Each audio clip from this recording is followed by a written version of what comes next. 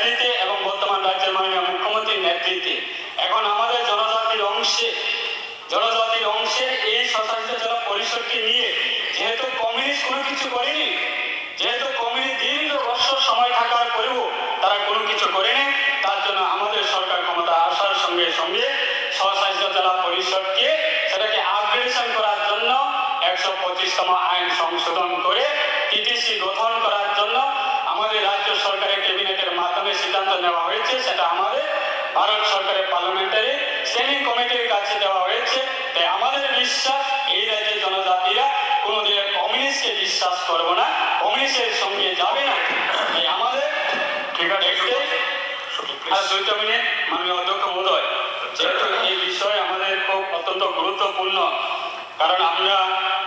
আঞ্চলিক রাজনৈতিক দল থেকে আমরা রিপ্রেজেন্টেটিভ করি, সেটা আমাদের এটা আইডিওলজি যে আমাদের 2000